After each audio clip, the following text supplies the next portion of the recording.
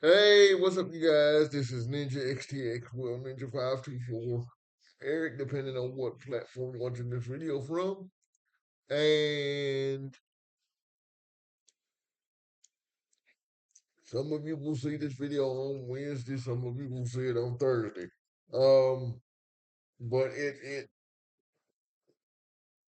is the small blade video, uh, in our small blade free flows, whether you're watching it on YouTube or um the CSSD group. Um, or even my TikTok today. Now, tomorrow you go see it as part of my series on Instagram. Um, now, what you guys should take into account this. You have to be cognizant of, as I said Monday, for those of you that are watching us on YouTube, you have to be cognizant of what you're doing, especially when you have a live blade in a confrontation situation, because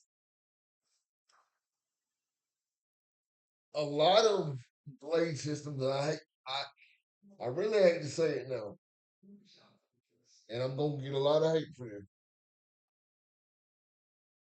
but a lot of blade systems teach you specifically how to kill, which to me, when I'm using a blade, it's not about it's not about killing. It's about neutralizing the attacker's ability to be an attacker. Because if I'm sitting there and I'm stabbing,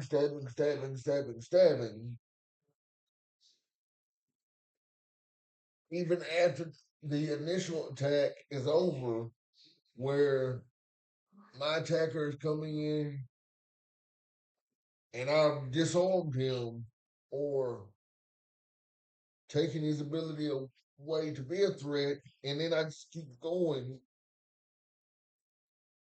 that makes me the aggressor, as I talked about last week. Um, as I talked about Monday, I think. Yeah, it was Monday. If I'm still going after the knife is out of his hand and he's no longer a threat to me, I then become the aggressor. I then become the one that's unleashing uh unleashing an unnecessary barrage of attack. And I become the one that has to explain that to a police officer. I become the one that has to explain that to um, the judge or my attacker's family. Then I open myself up for not only the legal issues, the moral issues of it. Then I have then I open myself up for an endless cycle of revenge,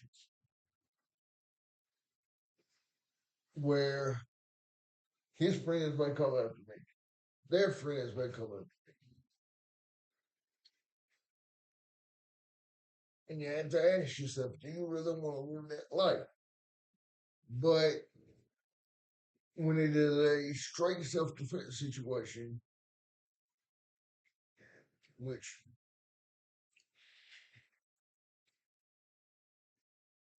I'll give you guys a prime example, okay?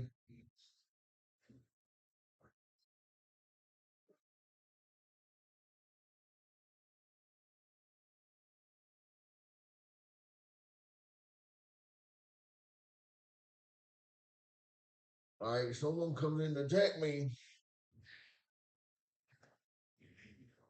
I automatically feel something's off. But it comes all of a sudden. It's not a preset. Uh, he squares off, I square off. It's not that. It's he's coming at me. I need to stop his ability to come at me. It's not. I need to take his heart out. It's not. I need to take his eyes. It's not. I need to take his ability to be a threat. I need to take his ability to move on me. I need to take his ability to. I need to take what he's using to attack me away from him so that he can attack anybody else. But I don't attack him after he's down because if I do that, then that's when the switch flips and the tables turn.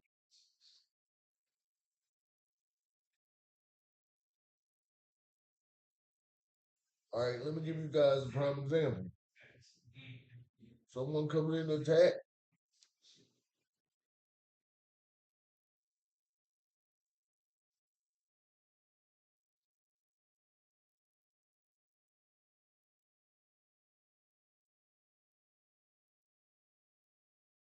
they don't necessarily see them.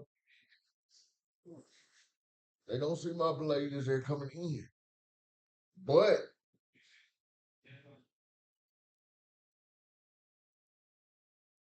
and I'm making sure you guys see it because of camera angles.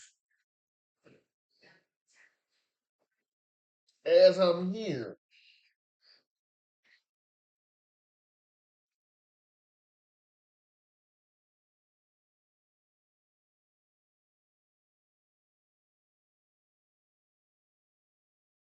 let's say they're grabbing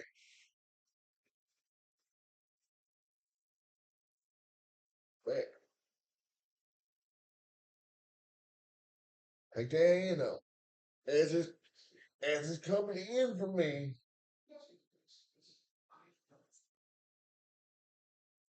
I stab. I pull. Now, as I stab and pull,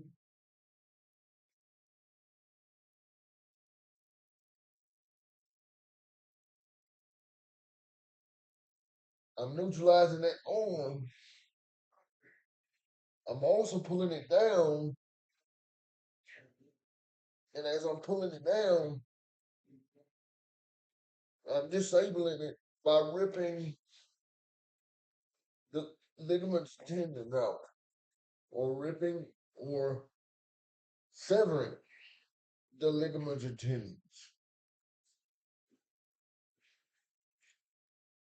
Same thing on this side. If he's trying to pull me over so that he can get his blade, I then, as he's grabbing me, I stab into that hand, rip down. Stab into his hand, rip down.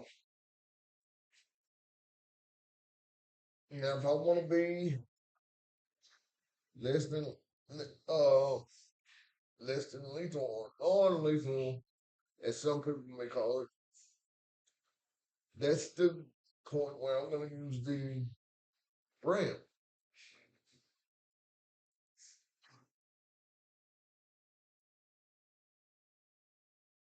They're coming in to attack.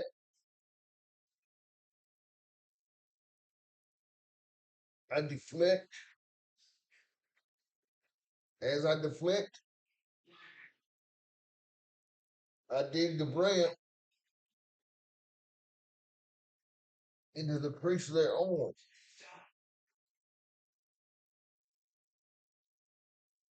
and I yank down. As I yank down,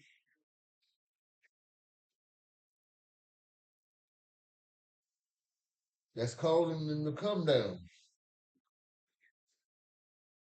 Now, as they come down, if there's still a threat, I can then produce the blade cut into that bicep. Or as I cut it in that bicep, I also come back, stab the tricep.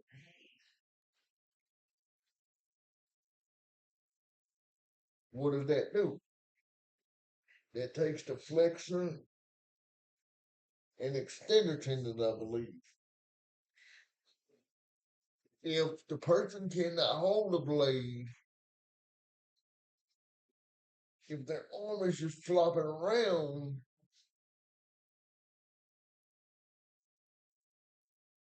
they're no longer threatening you.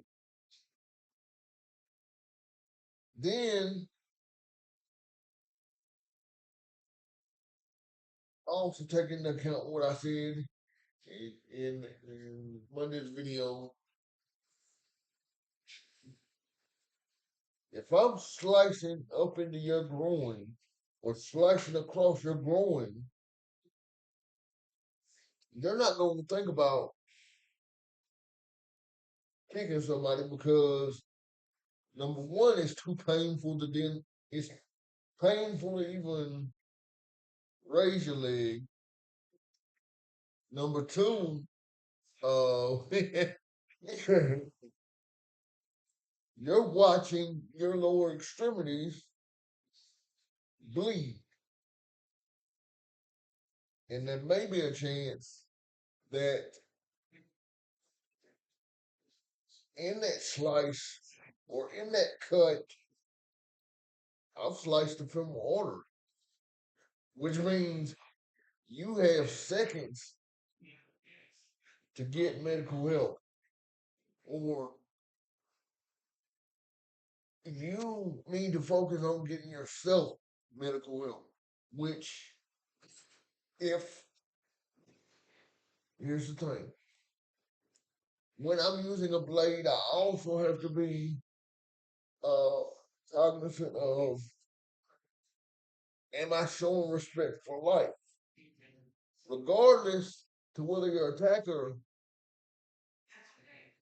showed you respect when he was attacking you, you must be able to take him out or take his ability out to be an attacker, but you must also show compassion because when you show compassion, it not only helps you legally, but it helps you more. I want to say that again. When you show compassion, it also helps you legally, but it on the other hand, it also helps you morally. Because if somebody has pulled a blade on you and is trying to take your life, that shows that they've gone a little bit further into the darkness than you want to go. But you have to use the blade in order to counteract the fact that they were trying to take you to the upper room.